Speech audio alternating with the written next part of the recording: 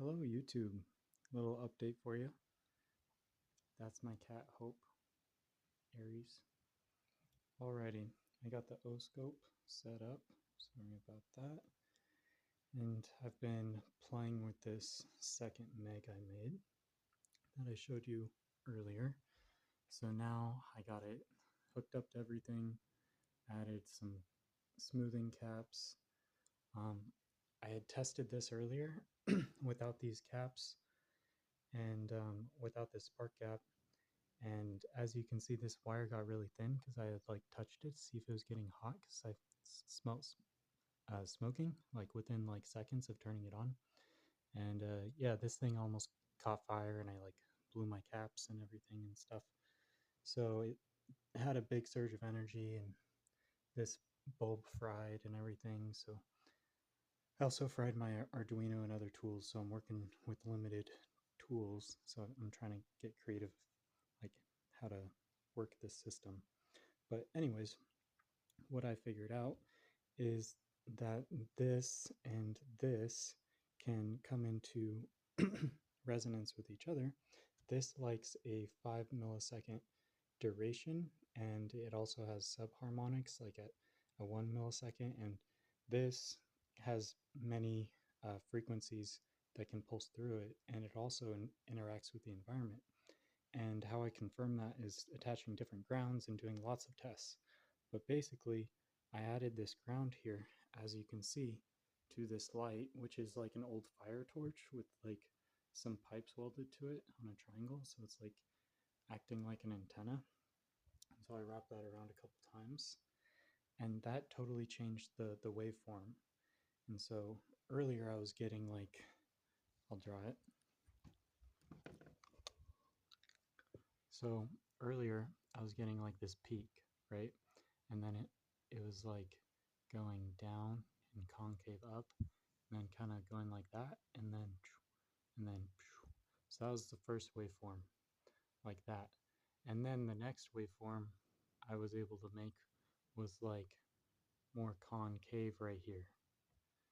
And then the next waveform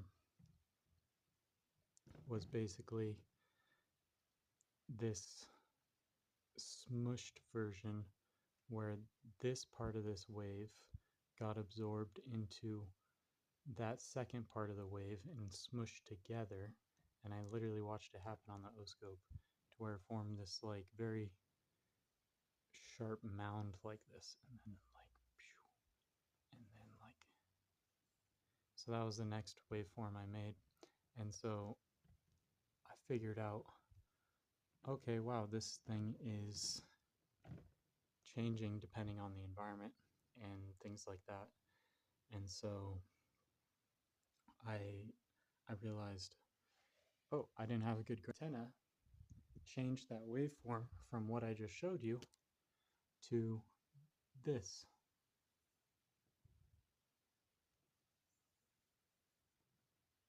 And also, the duration of the O-scope changes the waveform of how it comes into resonance. And so I found out that 10 millisecond duration, if I go up and down with the pot, tuning it, I can generate multi-frequencies in there, and they stack, and that gets that kind of like smushed together like mound like that. Whereas if I have a 5 millisecond duration, it kind of gives me a more stable waveform. But now that I have this other ground hooked up, it always generates this. What's interesting about this is that the peaks are at 0, and this is always at negative 0.1 volts. And I know that's not a lot, but that's indicating charge asymmetry. Nothing is moving and all the switches are off. Now this is pretty interesting because I've been testing for a while, multiple days now. And I charged them off of solar, got them up to like 14.6 volts or 12 volts on one of them, 14.6 on the other. And then I used the high one to charge the low one over here. So this one is the source battery. This is the charge battery.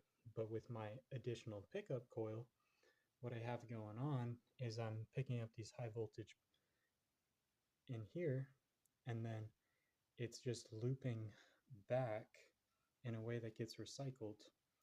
And so I have it going through this boost converter MT3608, and I made my own full bridge rectifiers out of these Scotchy diodes, 1N5819. And I also have these other larger diodes in a couple places, like right there, to protect my Bendini motor. And I was going to add one from this spark gap on this blue wire going here, but I found out it wasn't necessary because it's not sparking anymore and burning it up. These caps in parallel really helped it out and smoothed everything out. And I also am making it more of an LC tank with that little guy right there. And so let me just show you the waveform, I guess. So by the way, this switch is off, right? You see the switch is off, and that's in SG mode. So all my testing has been in SG mode because I need to isolate variables and take one step at a time. So sorry this thing is annoying. High pitch squeal. And I know my camera is not the greatest. But yeah, look at that. So I'm on DC mode. It's not AC mode. If I go in AC mode, look. Boom, same waveform. But now look. I'm going to go down so it's level and turn this down so you can see better with the camera. But this is 0. So AC is centered on 0. We have charge symmetry with our AC. And we have 180 degrees out of phase. And we have displacement current. We see it slowly marching along, very slowly. And then we go on our DC side. Boom. The peaks are cut off at 0. And the troughs remain at negative 0.1 volts. Because as you can see, my volts per division are 0.1, and that is going down to that first line off of 0. So we see that we're getting an interesting effect here. And then, so this is in the 5 millisecond pulse duration. I found that the 1 millisecond pulse, or this is 2 milliseconds right here. So this is like 3 waveforms. I was generating this before I even connected to that, so I know it's not like those 3 rods generating it. And then the 1 millisecond, that's pretty interesting. So earlier I was generating a sine wave and another sine wave like 180 degrees out of phase within those 2 lines, and now as you can see it's different. So I don't know what's different about the environment, but it definitely changes depending on the environment. See, multi-frequencies. So that's 2, 5, 2, 1, 0.5, 0.2, 0.1. Yeah, that 0.1 duration is really interesting. And I know that's out of focus here. Try to get it in more focus here. They're all kind of blending together, so it's hard. So there, kind of bloom it up here. So let's change this. Oh, I guess that is what it is. So that's as focused as I can get it. That's a pretty cool waveform for just being off.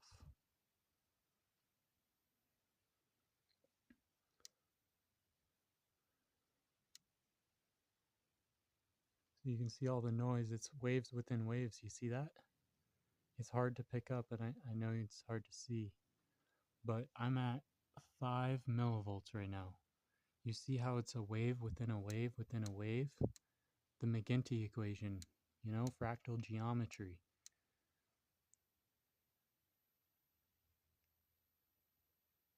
And as you go out, you know, it's not noticeable.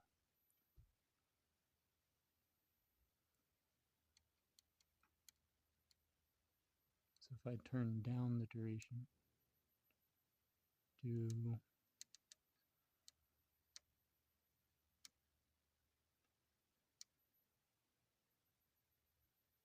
so now we're at 10 millisecond sweep time and 50 millivolts per division. So that's 100 millivolts, as you see right there on that wave.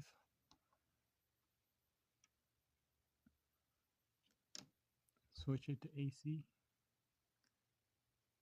Now it's centered on 0 again. See when I switch it, how it even is more negative?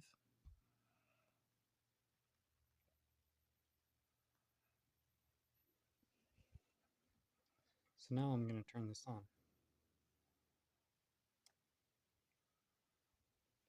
So now we're off the charts, so we got to go back. So now we're at 1 volt per division, or yeah, so we're at negative 1 volt. So when it's in this mode, it just sees the battery. So check this out. I measured both these batteries with the O-scope, and I confirmed that both of these are dead.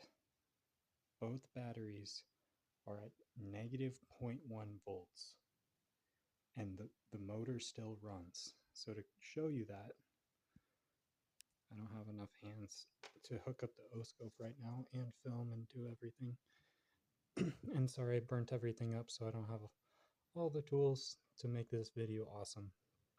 But I'm going to leave this pot where it is, because an interesting effect, it picks up right now in a certain spot. So now it's on, and we're going to just pulse this by just getting it started. So I spin that. So it doesn't see anything. It doesn't see these pulses necessarily.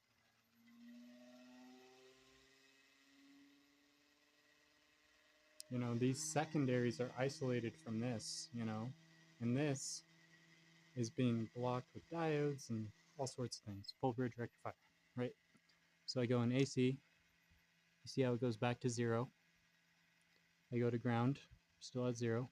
Go back to DC for a second. So we're still at 1 volts per division in 10 millisecond. Now I'm going to turn this off. Boom, off. Waveform, interesting. Now let's go bigger, see it easier. That's cool. AC mode. Oh, shifts up. DC mode is negative.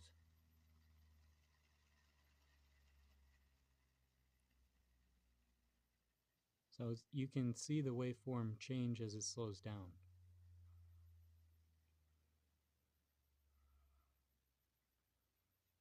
The motor's still spinning, so it's still affecting it. The motor's still spinning, so it's been off this whole time, still spinning.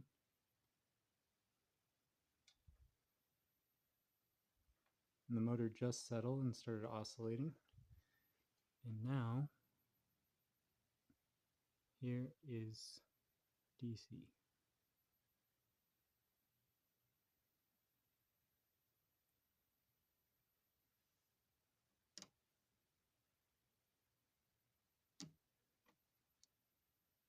So I just changed the duration back to 5 milliseconds, and you see, boom,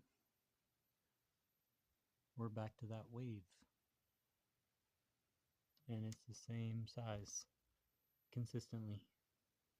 It'll just settle back to it in its natural LC tank circuit resonance, I guess.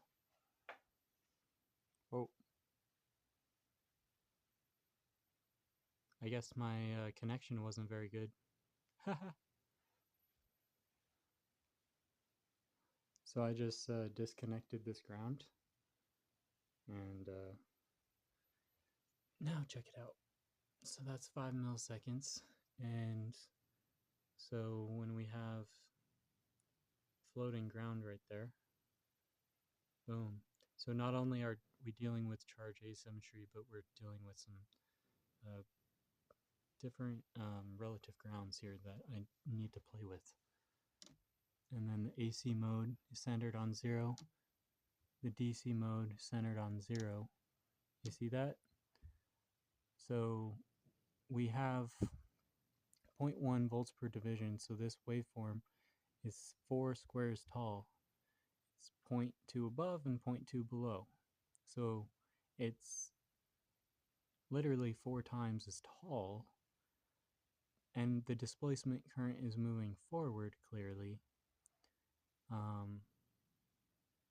but it's now centered on 0.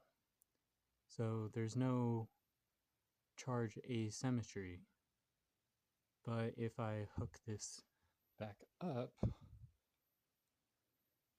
so this was just loosely connected to the anode side of this diode and also this negative battery terminal. If I can figure out a way to get it back in there. It's hard with one hand.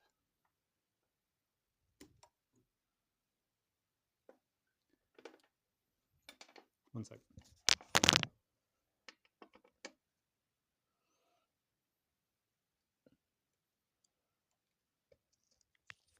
Okay, so I have it there, and I have it on the negative battery terminal, and there's the oscope. So you can see that it has a negative bias. The peaks are centered at, or capped, I should say, at 0. That's why it's flatlined on the top. Just took it off, boom. And then I pull this out. Look at that. So to show you that it's working with other things, touch it, there's my body. 5 millisecond.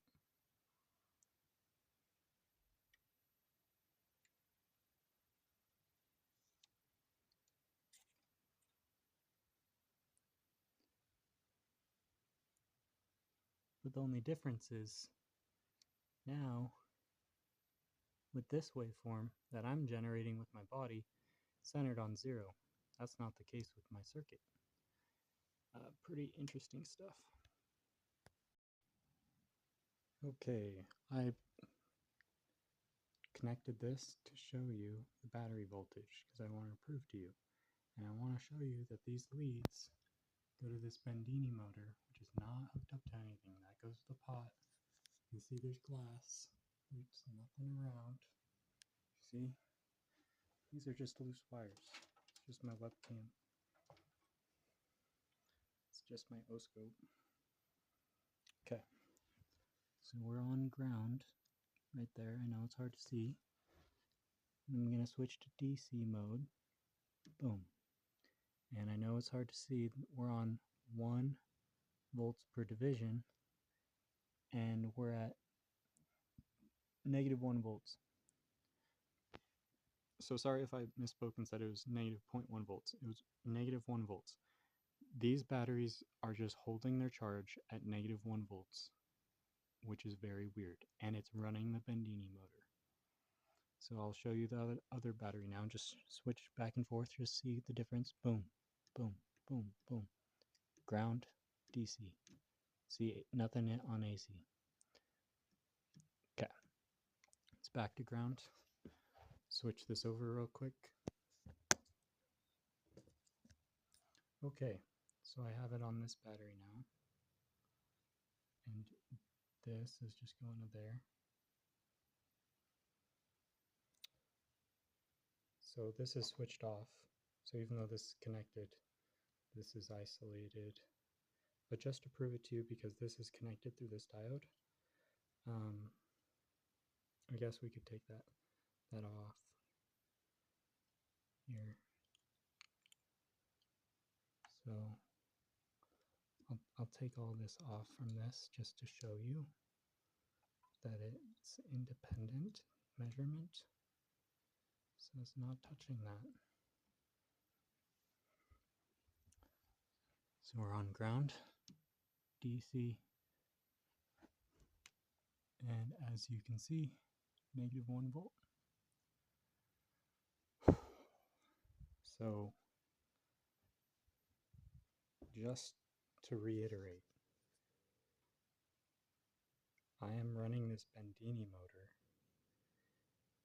off of negative 1 volt, question mark. Maybe I got this wrong. I don't know. Maybe I don't understand. Not sure. But the whole goal is to play with dipole reversal reactives to show you that it can still run.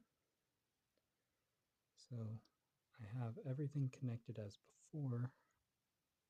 Once I connect this, I'm going to set this down.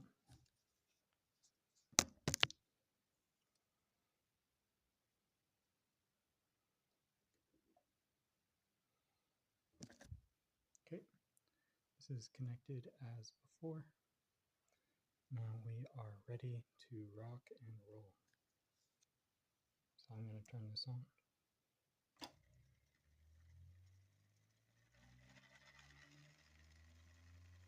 So I have the pot already turned up, so that's why that light didn't light up.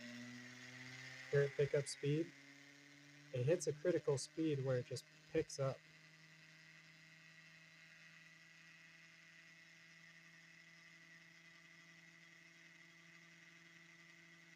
So now the next test will be a run test, I guess. I don't have enough storage on my phone to film something like that right now though. But I'll go ahead and do it anyways on my own. Been testing for a couple days now, but intermittently, so, you know, it doesn't really count. The fact that I tried to use an inverter earlier though on both these batteries and it was dead and didn't work, it turned on the LED. So this was before today's testing, but after yesterday. And yeah, it didn't turn on the inverter. It did momentarily, but it squealed and turned off. And so I do know from confirming with that they were dead, and this is moving and pulsing. So if I add resistance to this fan, right now it seems out of tune a little bit. Kind of need both hands for this pot, I think. But if I get this more in tune and add a fan and do a time test on see how long I can run this, I'll be able to determine just through observation without mathematics or special tools, because I burned my meters up. All I have is this O-scope left. I can determine more of how it's using and capturing energy, and if it truly is over unity or not with an additional pickup coil on the Bendini motor with this setup. Now, this is interesting because this isn't your traditional pickup coil. I'm trying to generate a scalar wave and prove Oliver Heaviside wrong. If you have a better idea of how to configure it, let me know. It's not very close right now. That's okay. It still feels it. It feels my body from across the room. So anyways, happy little trees. Have a good day, y'all. So this is how quiet it is after I tune the pot. It's just the rattling of the bearings from going pretty fast.